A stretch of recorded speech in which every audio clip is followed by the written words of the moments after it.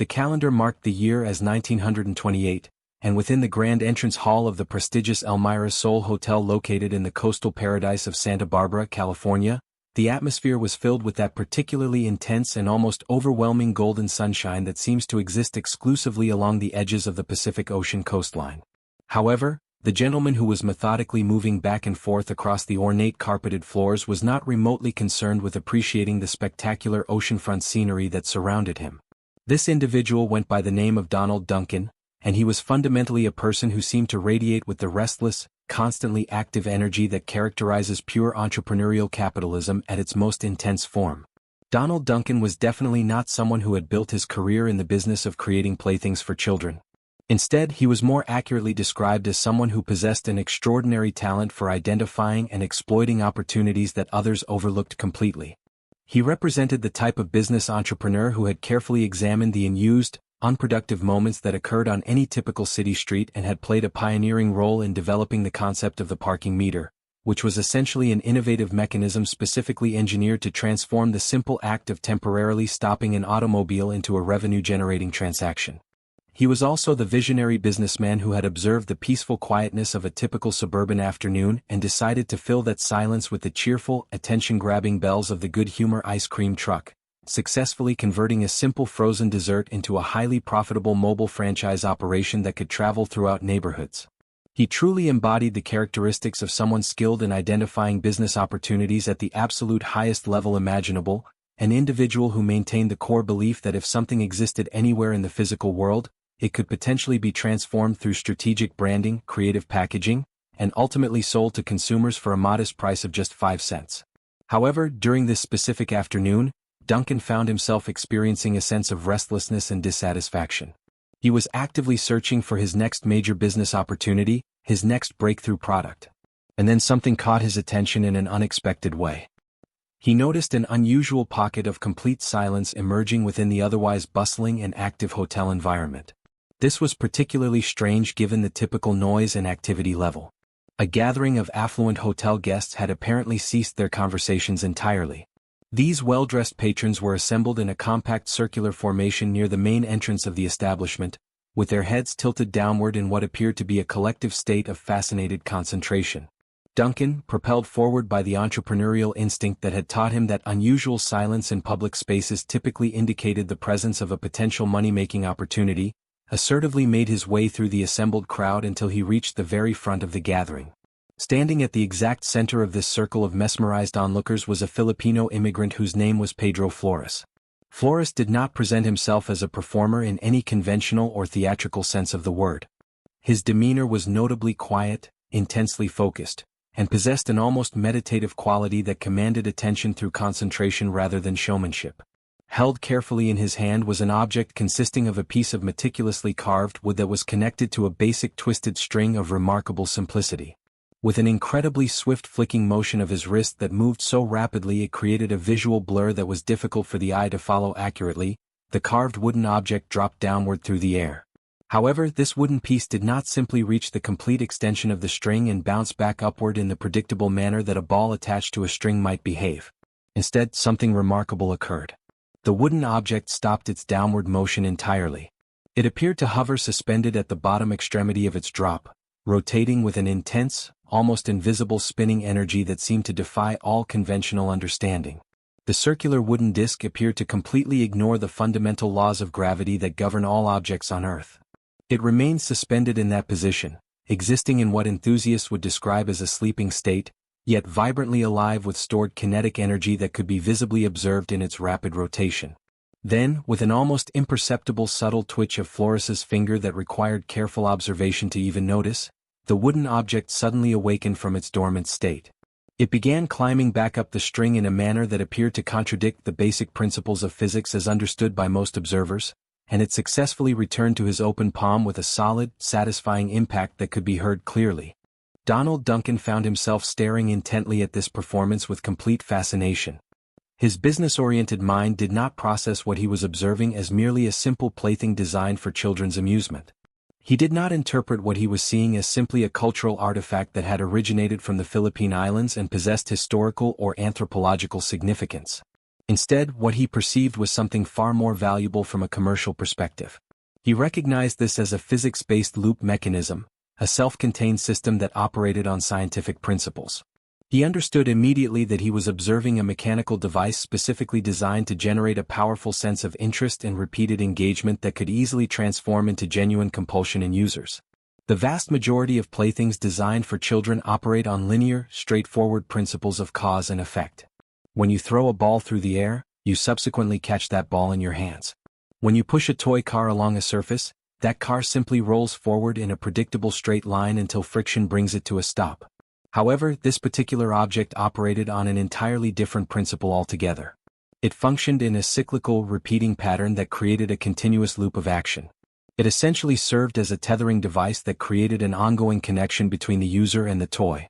It absolutely demanded constant, active engagement from the person using it. If the user stopped paying careful attention for even a single second, the spinning motion would die out completely and the toy would cease functioning. It required a constant, rhythmic injection of focused human intention and physical manipulation to maintain its operation. Duncan carefully observed and studied the facial expressions of the assembled crowd of observers surrounding the demonstration. They appeared to be in a state of complete hypnotic fascination. They were tracking the repetitive up and down motion of the wooden object with the same intense, unwavering focus that cats typically display when watching a swinging pendulum move back and forth. In that revelatory moment of recognition, the businessman who had built his fortune on parking meters suddenly realized with absolute clarity that he was looking at what might be described as the absolutely perfect consumer product from a commercial standpoint. The object possessed numerous ideal characteristics. It was remarkably small and compact in size, making it easy to carry and store. It would be extremely inexpensive to manufacture in large quantities using basic woodworking techniques. And perhaps most importantly from a sales perspective, it proved to be virtually impossible for users to put down once they began playing with it, creating a natural desire for ownership among anyone who observed it in action. Flores had been referring to this object using the term yo-yo when discussing it with interested parties. In his native Tagalog language spoken throughout the Philippines, this particular word carried the meaning of come or alternatively to return, which perfectly described the toy's fundamental mechanical action. He had been carefully carving these objects individually by hand using traditional woodworking techniques and selling them to local community members in his area, operating what could be described as a modest small-scale business operation that generated just enough income to keep him adequately fed and housed. In his own understanding of what he was doing, he believed he was simply selling an interesting novelty item that might amuse people temporarily. Duncan approached him with immediate purpose, wasting absolutely no time in initiating a business conversation. The negotiation process that followed was definitely not a romantic courtship or gentle discussion between potential partners. It was fundamentally an acquisition transaction conducted with ruthless business efficiency. Duncan's intentions extended far beyond merely wanting to distribute or market the existing toy through established retail channels. His ambitions were significantly more comprehensive and controlling. He wanted to completely own the underlying physics principles that made the toy function. He wanted to possess exclusive legal ownership of the actual word itself as a protected trademark. Within a remarkably short span of just a few days, the business deal was finalized and formally struck. Duncan successfully purchased the entire company structure, all existing inventory and stock, and perhaps most significantly for future profit potential, the exclusive trademark rights to the name.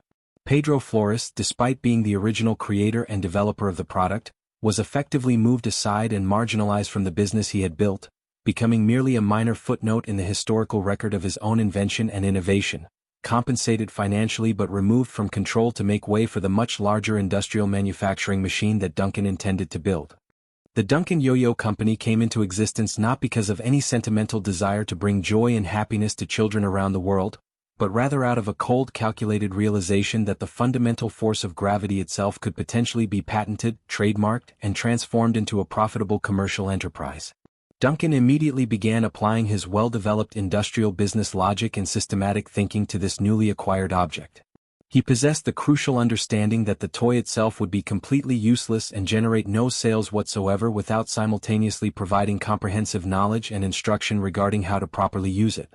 A yo-yo placed in the hands of someone with no experience or training is essentially nothing more than a rock attached to a string, creating an experience of pure frustration. It stubbornly refuses to enter the sleeping state where it spins freely at the bottom of its arc. It obstinately refuses to return to the hand when summoned. Instead, it simply hangs there limply at the end of the string, seemingly mocking the incompetent user's failed attempts to make it function properly. To effectively solve this significant problem that could prevent widespread adoption, Duncan made the strategic decision that he would not simply construct a manufacturing factory alone. He would simultaneously build an entire educational curriculum and training program around the product. He made the deliberate choice to treat the yo-yo not merely as a simple toy for casual amusement, but rather as a legitimate sport and physical discipline that required dedicated practice and genuine mastery to perform successfully. He was definitely not attempting to sell customers just a simple piece of carved wood attached to string. Instead, he was marketing and selling the exciting potential for developing real skill and achieving measurable competence in a challenging activity. He recognized through careful observation and testing that the sleeping state represented the absolute key to the toy's appeal and functionality. If the yo-yo proved incapable of achieving the sleep state, if it could not spin freely and independently at the bottom extension of the string for an extended period, then the user would find it impossible to successfully execute any of the impressive tricks that made the toy interesting and worthwhile. The primitive, handcrafted versions that Flores had been producing manually were unfortunately inconsistent in their performance characteristics and quality. Sometimes the string attachment had been tied too strictly and tightly directly to the central axle, which completely killed the spinning motion and prevented the sleep state from occurring at all. Duncan engineered and developed what became known as the revolutionary loop-slip string design. Instead of permanently tying the string material directly and fixed to the wooden axle, he simply created a loop in the string that wrapped loosely around the axle without being bound to it.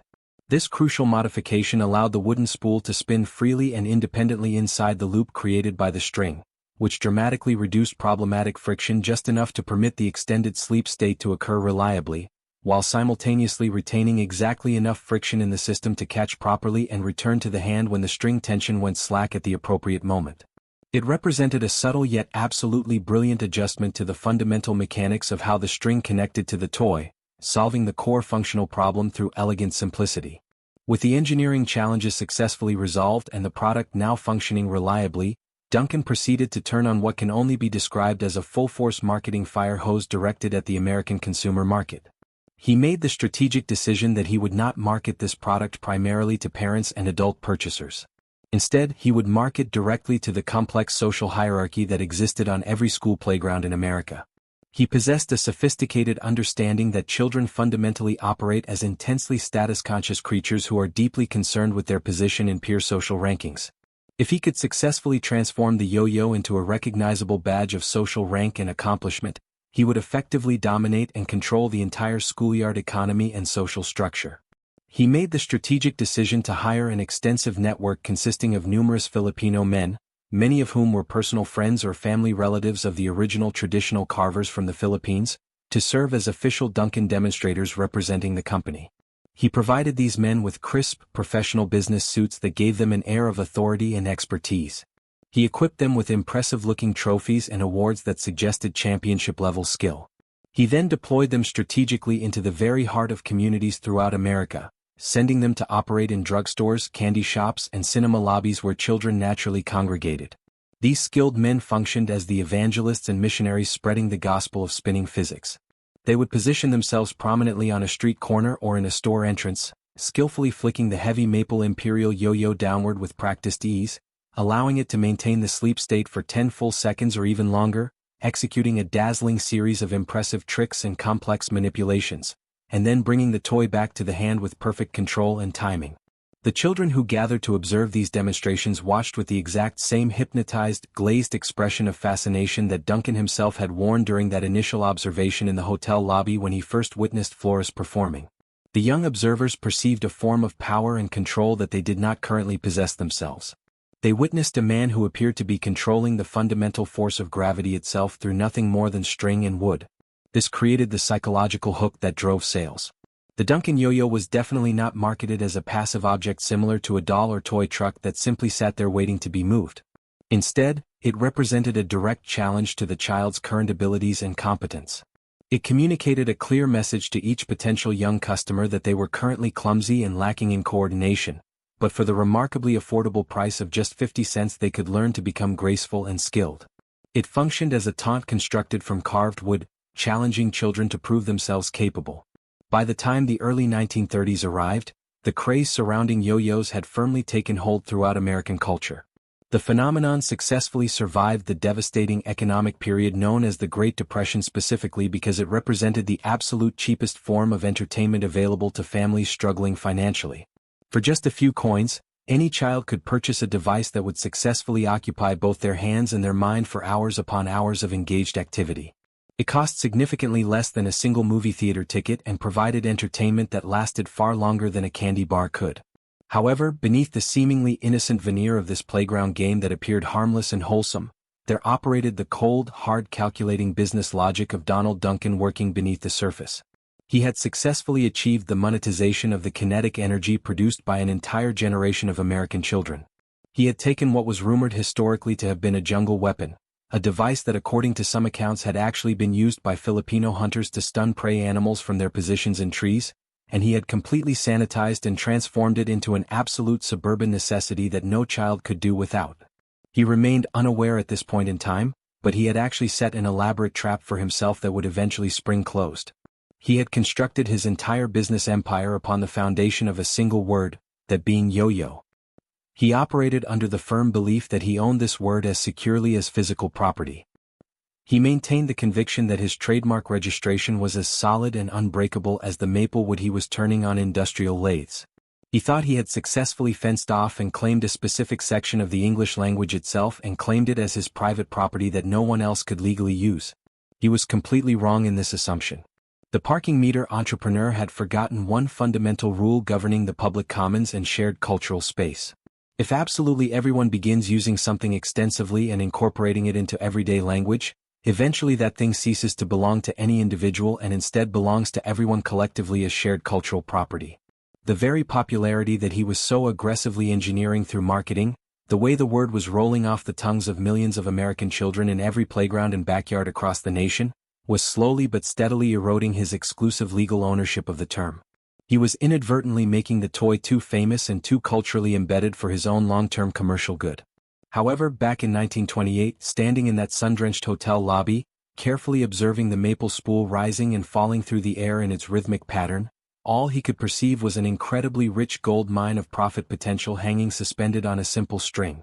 He had successfully discovered what he considered to be the ultimate form of parking meter, one that people would voluntarily carry around in their pockets at all times, feeding it continuously with their time and attention instead of feeding it with their dimes and coins.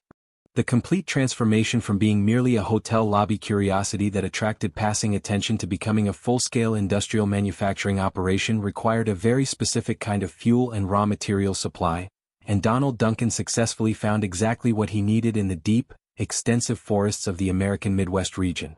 The entire manufacturing operation was relocated to a tiny, relatively obscure hamlet that bore the improbably optimistic and cheerful name of Luck, located in the state of Wisconsin. Situated in what seemed like the middle of nowhere, completely surrounded by seemingly endless timber forests, this small rural town became the unlikely international capital of the spinning yo-yo world, despite its remote location. The factory that was established in the town of Luck was definitely not a place characterized by whimsy or playful creativity. Instead, it functioned as a place of intense, almost aggressive reduction of raw materials into finished products through industrial processes. The raw material being consumed in enormous quantities was hard rock maple wood, a particular species of timber so remarkably dense and stubbornly resistant to damage that it was typically reserved for manufacturing bowling alley floors that needed to withstand constant impact and butcher blocks that needed to resist knife damage. Duncan selected this specific variety of wood not because of any aesthetic beauty or visual appeal it might possess, but rather because it possessed a very specific physical density characteristic that proved to be absolutely crucial for maintaining momentum in a spinning object. A yo-yo manufactured from pine or balsa wood alternatives would prove to be far too light in weight. Such a lightweight yo-yo would flutter unpredictably through the air and its spin would die out prematurely at the end of the string before tricks could be performed. Maple possessed substantial mass and weight. It effectively carried and stored kinetic energy in a way lighter woods could not. Inside the factory building itself, the air throughout the workspace was perpetually thick with a golden-colored haze composed of fine sawdust particles, combined with the sharp, distinctive chemical aroma of lacquer being applied to seal the wood. Rows upon rows of high-speed industrial lathes screamed continuously day and night in rotating shifts, systematically turning square blocks of rough timber into perfectly symmetrical oblate spheroids with precisely calculated dimensions. The production line operated as a blur of dangerous heavy machinery, efficiently spitting out millions upon millions of identical wooden halves that would eventually be paired together.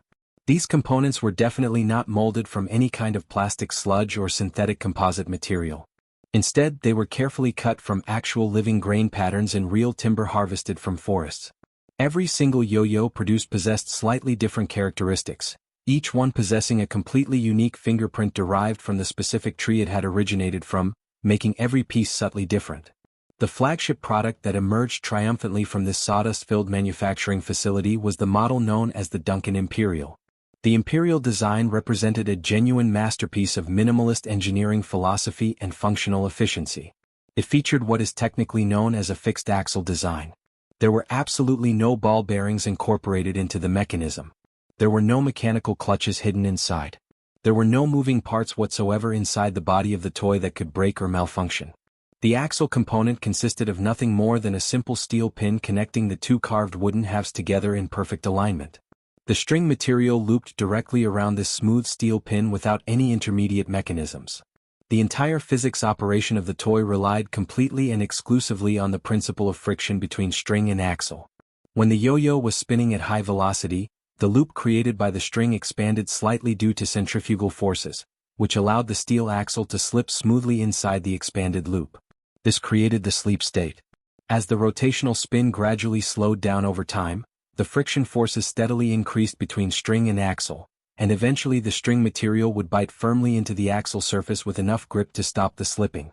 This fundamental characteristic meant that the return of the yo-yo to the hand was definitely not guaranteed to occur automatically under any circumstances. It had to be earned through proper technique and timing. To successfully sell this admittedly difficult and demanding object to a mass-market audience, Duncan strategically deployed what he considered to be his most potent promotional weapon available, which was the network of professional Duncan demonstrators. These skilled men functioned effectively as the missionaries spreading the gospel of the brand throughout communities. They were frequently Filipino champions who had achieved genuine mastery of the skill, and they were always dressed impeccably in immaculate business suits that commanded respect, traveling methodically from town to town throughout the country in branded station wagons that were painted with company logos. They would arrive in a previously quiet neighborhood almost like visiting dignitaries making an official appearance, creating excitement and anticipation. A demonstrator would establish his temporary shop and performance space in the corner section of a local drugstore or five-and-dime variety store where children frequently visited. He would carefully pull a specially decorated, sometimes jewel-encrusted yo-yo from his pocket with a sense of ceremony and proceed to begin his performance and play. The local children would naturally gather around in steadily growing numbers, completely mesmerized and fascinated by the apparent effortless fluidity of the motion being demonstrated. The demonstrator was not simply executing tricks in a mechanical fashion. He was performing what could only be described as an elaborate ritual with symbolic meaning. He would personally carve an individual child's name directly into the side surface of a brand new yo-yo using a small pocket knife, with the thin curls of maple wood falling gracefully to the floor as the carving progressed. This deliberate act of personalization and customization transformed what was objectively just a 50-cent mass-produced toy into what felt like a sacred object with special significance. It created a psychological bond that connected the child emotionally to the physical wood in a profound way. The decade of the 1950s marked what historians would later recognize as the absolute golden age of this commercial empire. During this era, the yo-yo was far more than just a toy among many options. It had become a completely ubiquitous appendage of the typical American boy's daily existence and identity. This was the cultural era characterized by the crew-cut hairstyle, the carefully rolled denim cuff on blue jeans, and the telltale bulge of a Duncan Imperial yo-yo carried constantly in the back pocket of those jeans. Duncan's particular genius during this period lay primarily in his sophisticated understanding of the competitive structure he deliberately created around the activity. He harbored ambitions that extended well beyond simply wanting kids to play casually with the toy. His vision demanded that they compete seriously against one another in structured competition. He created an elaborate hierarchy of skill levels and achievements that rivaled the formal rank structure of the Boy Scouts organization in its complexity and prestige. The patch system he developed was simultaneously brilliant in its psychological effectiveness and brutal in its demanding standards. To successfully earn an official patch designation, A child was required to perform a very specific set of designated tricks in front of a certified company demonstrator who would judge the performance. The tricks themselves had been given names that evoked a strange but memorable kinetic poetry that captured the imagination. Walking the dog required letting the spinning wood deliberately touch the ground surface and crawl forward like a pet, which created the risk of a scuff mark appearing on the pristine lacquer finish. Rock the baby involved creating a cradle shape with the string and rocking the sleeping yo-yo back and forth within it. Around the world required a terrifying level of commitment to centrifugal force principles, as it involved swinging the heavy wooden object in a giant complete circle dangerously near the faces of bystanders and the thrower's own head. If a child successfully passed the required performance test by executing all required tricks without failure, they received an embroidered cloth patch to sew prominently onto their jacket as a badge of accomplishment. This patch system functioned psychologically as a military rank structure transplanted onto the playground. A kid who had earned and displayed a gold award patch was effectively a general commanding respect in the playground social hierarchy. He commanded automatic respect from peers. He had achieved genuine mastery of controlling the string and wood.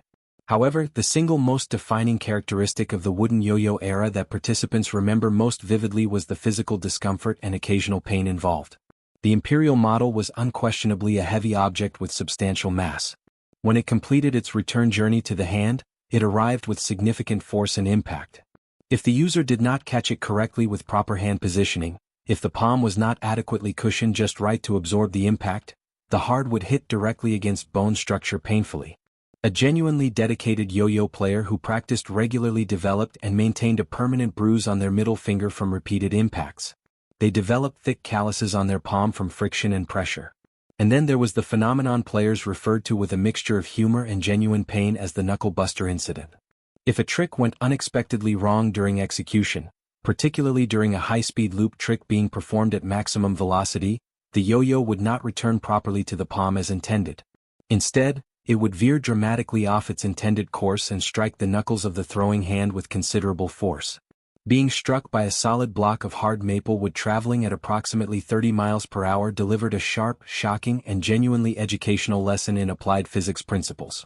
The impact genuinely hurt significantly. It left visible welts and bruises that lasted for days. This physical pain actually served an important function as the teacher. The underlying philosophy embraced by the Duncan factory management was based on the principle that the toy should absolutely not coddle or protect the user from the consequences of poor technique. The fixed axle design was intentionally unforgiving of mistakes. If the throwing motion was crooked or off-axis in any way, the yo-yo would tilt sideways during its spin and the spin would die prematurely. If the string tension happened to be adjusted too tight, the yo-yo would refuse to achieve the sleep state. If the tension was too loose in the opposite direction, it would not return to the hand when called. The child user had to develop the ability to read and interpret the string tension through feel alone. They had to learn through repeated practice to snap the wrist with precisely the exact right amount of controlled force to cause the string to bind effectively against the axle surface at the proper moment. It represented a fundamentally tactile education conducted through the hands. The child gradually learned through direct physical experience that the world around them was governed by inflexible physical laws including gravity, friction, and inertia, and that those fundamental laws absolutely could not be cheated or circumvented regardless of desire. You could not purchase a better quality of spin through money alone. You had to practice diligently and develop it through dedicated effort. You had to stand alone in the backyard for hours upon hours repeatedly throwing and catching, gradually bruising your hand through repeated impacts, patiently untangling frustrating knots in the string, continuing until the complex motion eventually became deeply ingrained muscle memory that required no conscious thought. In the decade of the 1950s, the medium of television poured what can only be described as additional fuel on an already burning fire of popularity. The Duncan Company sponsored numerous children's television shows, effectively saturating the available airwaves with the consistent marketing message that if a yo-yo was not manufactured by Duncan, it was not a legitimate yo-yo at all and should be avoided. The advertising slogan that was drilled repeatedly into the collective consciousness of an entire generation stated clearly and directly, if it isn't a Duncan, it's a counterfeit imitation. This intensive advertising successfully drilled unwavering brand loyalty deep into the collective consciousness of millions of young consumers. The factory located in the small town of Luck struggled continuously to keep pace with overwhelming demand. The manufacturing operation was consuming entire vast forests of maple timber at an astonishing rate. They were successfully shipping millions upon millions of individual units every single year to retailers nationwide. The town of Luck itself became what could accurately be described as a company town in the absolute truest and most complete sense of that term. The entire local economy revolved almost completely around the spinning toy production. Even the sawdust waste material generated by the factory production process was put to practical use as bedding material for local cattle operations. The distinctive lacquer fumes that permeated the air throughout the town became recognized as the characteristic scent associated with prosperity and economic success in that community. To observers at the time, it seemed genuinely as though the commercial party surrounding this product would never end. The loop seemed infinite and self-sustaining. The yo-yo went down toward the ground and the money came up into company accounts in a perpetual cycle. There existed a certain purity and authenticity to this particular era that proves genuinely hard to adequately explain to a modern audience accustomed to digital entertainment. The toy was fundamentally organic in nature and composition. It consisted of nothing more than a carefully shaped piece of a tree. It physically changed over extended time with use. The string component would gradually wear out from friction and have to be replaced periodically.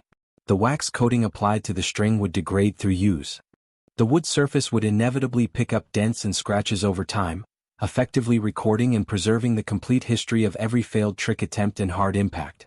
A well-loved and extensively used Imperial model looked remarkably like a veteran survivor of an extended war campaign. It would become dark in color from absorbing oils from the user's hands over countless hours. It was visibly battered and damaged from countless impacts. Yet somehow it possessed what could only be described as a soul and character that new toys lacked. The Duncan commercial empire during the 1950s felt absolutely invincible and permanent because it appeared to be built upon a foundation of skill development that felt eternal and fundamentally human in nature.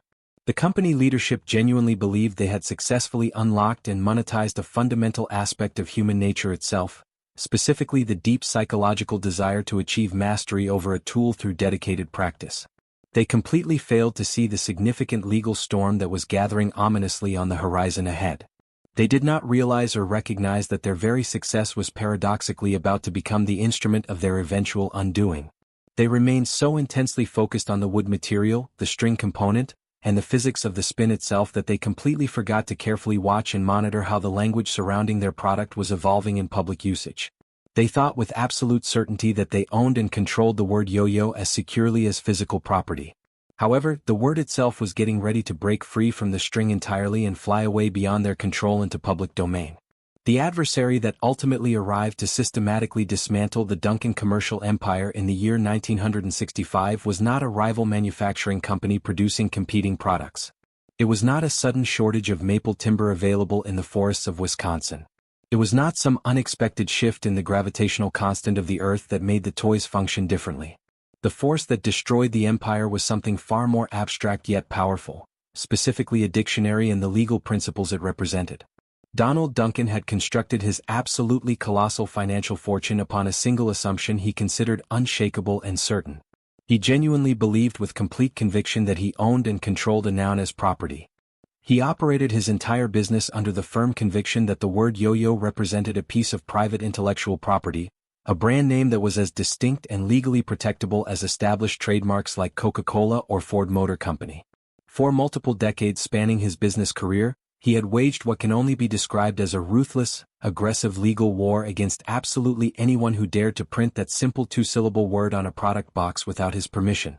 He expended millions upon millions of dollars on legal representation and attorney fees, continuously attacking competitor companies with lawsuits, sending countless cease and desist letters through the mail, and aggressively patrolling and monitoring the language used throughout the entire toy industry to protect what he believed was his exclusive property.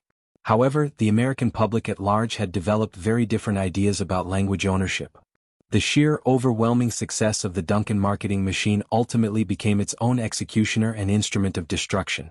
The toy had seeped so profoundly and deeply into the very fabric of American culture, finding its way into the pockets of so many millions upon millions of children across every region of the country, that the word itself had fundamentally mutated in public understanding. It had completely ceased to mean exclusively a specific branded product manufactured by the Duncan Company and had gradually started to mean simply any spinning spool attached to a string regardless of manufacturer. It had organically become what legal scholars call a generic term, joining the graveyard of previously protected trademarks that had been lost to genericization alongside historical examples like aspirin, escalator, and thermos, all of which had once been protected brand names. In the year 1965, the Federal Court of Appeals delivered what proved to be the absolutely fatal blow to Duncan's business model. In a landmark legal ruling that would be studied in law schools for decades afterward, officially known by the case name Donald F. Duncan Incorporated versus Royal Tops Manufacturing Company, the presiding judge declared with finality that the word yo-yo was no longer functioning as a protected trademark under law. It had become public property belonging to everyone. The court ruled definitively that the term had become purely descriptive of a category of product rather than identifying a specific source. It belonged to the people collectively and could no longer be monopolized. The verdict represented nothing less than a complete financial catastrophe for the company. Duncan had systematically drained the company's cash reserves almost completely empty in the process of fighting this legal case through multiple levels of appeal. He had quite literally bet the entire farm and all company assets on the belief that he could successfully copyright an emotional experience and control language itself, and he lost completely and utterly. The company's asset sheet effectively evaporated overnight when the ruling was announced. The exclusive legal right to control use of the name had been the only significant thing holding the monopolistic business model together and preventing competition. Now suddenly any cheap plastics manufacturing operation located anywhere in the world could freely print the word yo-yo on a blister pack and sell competing products for just 10 cents without fear of legal retaliation. The parking meter entrepreneur who had monetized empty time had finally been parked permanently himself. The company filed formally for bankruptcy protection, unable to continue operations. The family business operation, which had once provided employment for an entire small town and captivated the imagination of an entire generation of children, was systematically carved up into pieces and sold off at public auction to the highest bidders. The remaining carcass of the once mighty empire was ultimately purchased by the Flambeau Plastics Company, a manufacturer based in Baraboo, Wisconsin. This corporate acquisition marked the definitive and final end of what could be called the organic era of yo-yo manufacturing and simultaneously marked the beginning of what many enthusiasts regard as the synthetic decline. The essential soul of the operation was surgically removed through corporate restructuring. The production operations were pulled away and relocated from the sawdust-filled facility that had operated in the town of Luck. The high-speed industrial lathes that had screamed continuously for 30 years, systematically turning raw maple logs into perfectly balanced spheres, were permanently silenced and shut down. The characteristic smell of hot wax being applied to strings and wood lacquer being sprayed on finished products was replaced by the sterile, somewhat unpleasant petroleum-based scent of injection molding machines processing plastic pellets. The new corporate owners were not remotely interested in or concerned with the subtle nuances of wood density variations or the grain structure characteristics of hard rock maple that affected performance. They were interested exclusively in production volume and profit margins. They shifted the manufacturing focus almost entirely to models called the Butterfly and the plastic version of the Imperial. These toys were certainly durable and nearly indestructible under normal use conditions. They were unquestionably bright and eye-catching, available in neon colors that seemed to glow. They were functionally indestructible and could survive treatment that would shatter wood. However, they completely and utterly lacked the subtle vibration and feel of the wooden predecessors. A plastic yo-yo is fundamentally nothing more than a hollow shell with no substantial mass. When it completes its return and hits your hand at the end of a trick, it does not land with a solid, dense impact that feels substantial and real. Instead, it lands with a hollow, somewhat rattling sensation that feels cheap. The impact feels dead and lifeless. It possesses no significant mass to effectively absorb and dissipate the kinetic energy in a satisfying way. However, what many enthusiasts consider to be the true betrayal of the original spirit and philosophy did not actually come directly from the change in material selection from wood to plastic. That betrayal came later in the timeline with the introduction and widespread adoption of the mechanical clutch mechanism. As the decades continued rolling forward and the 1980s decade approached, an entirely new philosophy began to enter and dominate the toy aisle thinking. This became known as the philosophy of the smart toy concept. The toy industry collectively decided that the learning curve associated with the traditional fixed-axle yo-yo was simply too steep and demanding for modern consumers. They determined that frustration during the learning process was ultimately bad for business and hurt sales figures.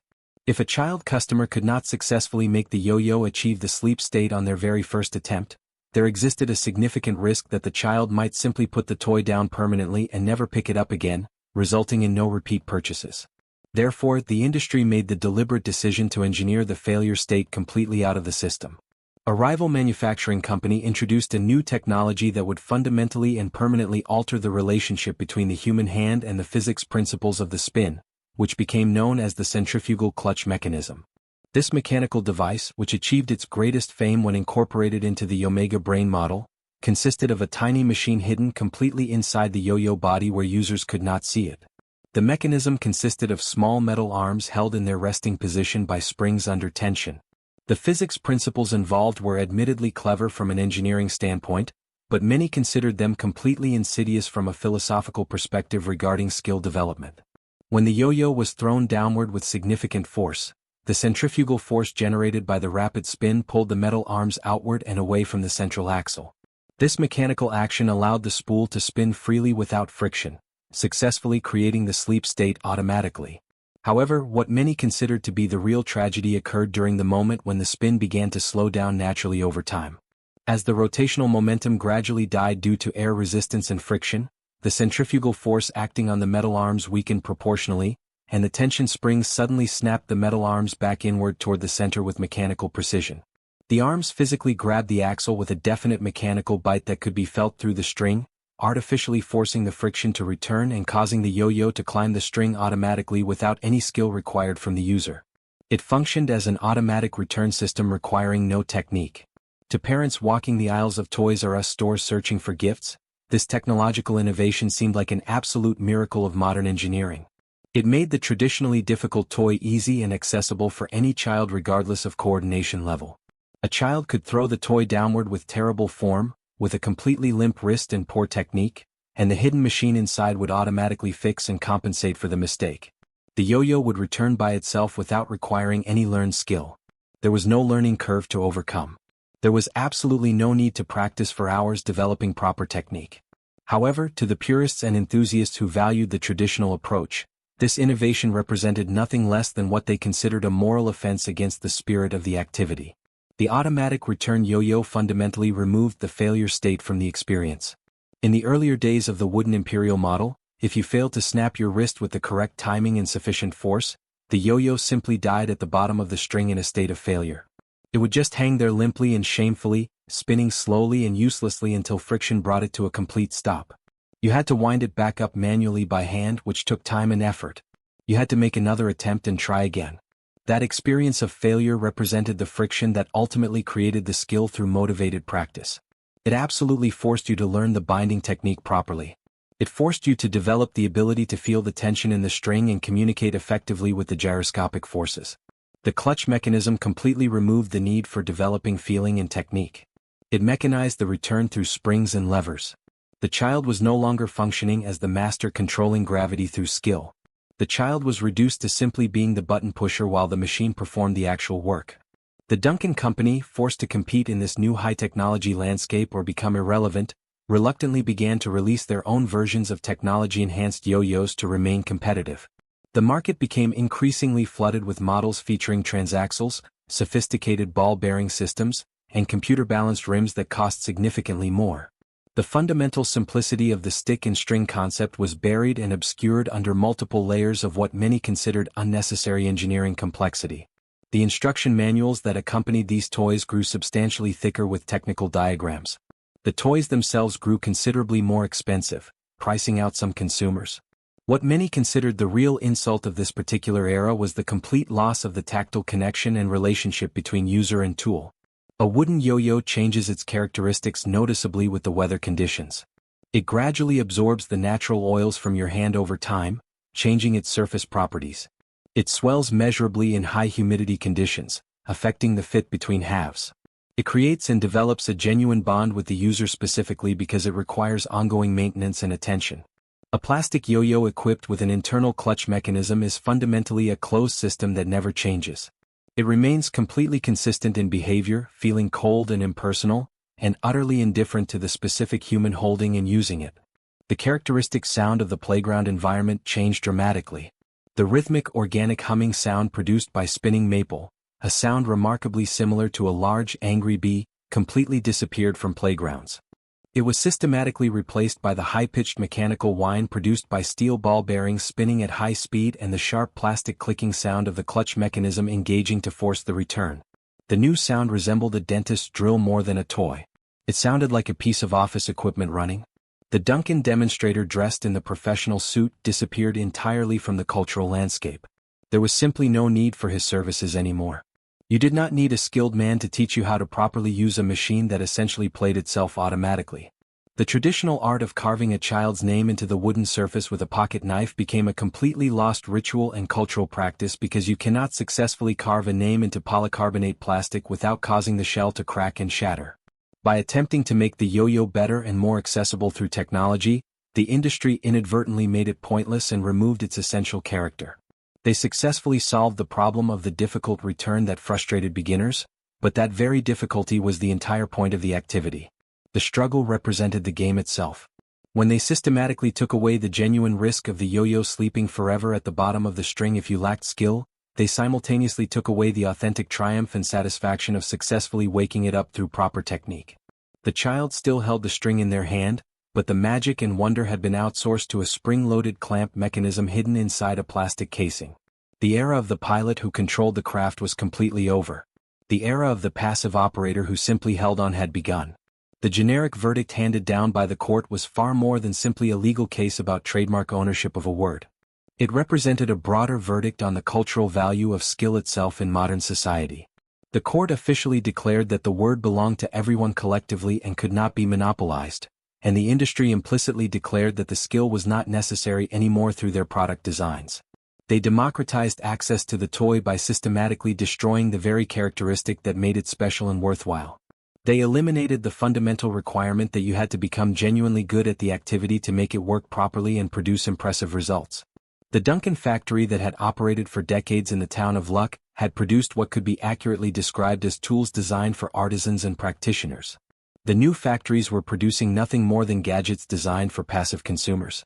The wooden heartbeat that had characterized the golden age was permanently silenced not by any failure of the product itself or lack of consumer interest, but rather by the combined success of the lawyer who lost the trademark case and the engineer who decided that a toy should not be challenging or difficult to use, even though that very challenge and difficulty was the only thing that made the experience feel real and meaningful. The profound silence that gradually descended upon American playgrounds during the late 1980s was not a sudden dramatic hush that occurred all at once. Instead, it manifested as a slow, gradually fading echo that diminished over time. The era of the professional Duncan demonstrator came to a quiet, largely unmourned end that few noticed. The skilled men dressed in the crisp professional suits, the missionaries dedicated to spreading the gospel of spinning, who had once commanded fascinated crowds in drug stores and theater lobbies throughout the nation, simply vanished from the cultural landscape without ceremony. They were not terminated from employment in a single mass termination event. Instead, they just gradually became irrelevant as demand for their services disappeared. The branded station wagons with the prominent company logos painted on the doors stopped rolling into towns on promotional tours. The organized contests ceased being held. The distinctive patched jackets, which had once represented the highest possible status symbol that a 10-year-old boy could display to his peers, were quietly hung in the back of bedroom closets, slowly gathering dust and being forgotten. The embroidered patches showing achievements like walking the dog badges were fading in the darkness, unseen and unremembered. The complete disappearance of the yo-yo professional marked far more than just the end of a marketing program. It represented the end of the fundamental idea that a simple toy could be treated as a serious discipline worthy of dedicated study. During the Golden Age, the yo-yo had been treated with the same level of seriousness and respect as a baseball bat used in organized sports or a violin used to create music. It was understood as an instrument that absolutely required dedicated practice and commitment. When the teachers departed from the scene, the students naturally stopped learning the advanced techniques. The accumulated knowledge of how to properly adjust string tension for optimal performance, how to efficiently pick apart a stubborn knot without cutting the string, and how to apply wax to a string to modify its properties was systematically lost to the following generation. This knowledge had not been formally written down in textbooks or training manuals that could be preserved. It had been passed experientially from hand to hand through direct demonstration, and when those hands separated and no longer connected, the chain of transmission was permanently broken. However, the yo-yo faced an adversary far more formidable and overwhelming than simply the loss of its dedicated teachers and demonstrators. It faced directly the rise of the glowing screen and electronic entertainment. By the time the 1990s decade arrived, the hands of the typical American child were occupied by an entirely new shape and form, specifically the game controller. The Nintendo Game Boy handheld system and the home console systems offered a fundamentally different kind of feedback loop and engagement. The traditional yo-yo demanded that you stand up from your seated position. It demanded that you go outside into physical space. It demanded that you actively engage with and learn to work within the physical laws of the universe, including gravity, friction, and wind resistance. If you made a mistake while using a yo-yo, the penalty was immediate and physical in nature. You dropped the spinning object. You potentially hit your knuckle painfully. You had to manually wind it back up by hand, which consumed time and effort. The video game offered a feedback loop completely without physical friction or consequences. You could remain sitting comfortably on the couch without moving. If you made a mistake during gameplay, you simply pressed the reset button. The release of dopamine and feeling of reward was considerably faster. The lights displayed on the screen were brighter and more stimulating. The physical world, with its heavy maple wood and its frustrating tangled knots, simply could not compete effectively with the digital fantasy world that offered constant stimulation. The traditional yo-yo required patience and delayed gratification. The screen offered instant gratification without waiting. The child gradually stopped looking upward at the graceful arc of the spinning wood moving through the air and started looking downward at the pixelated plumber character navigating obstacles on the glowing glass screen. As the broader culture shifted in this direction, the yo-yo itself was systematically demoted in status and importance. It fell from its previous position on the shelf of legitimate sporting goods equipment to being dumped in the discount bin of party favors and throwaway items. This represents perhaps the most tragic phase of the entire decline, which can be characterized as the era of the goodie bag. If you attend a child's birthday party today in the modern era, you might possibly find a yo-yo included in the gift bag given to attendees. However, if you examine it closely with attention, you will discover something disappointing. It is definitely not a Duncan Imperial carefully turned from genuine hard rock maple on a precision lathe.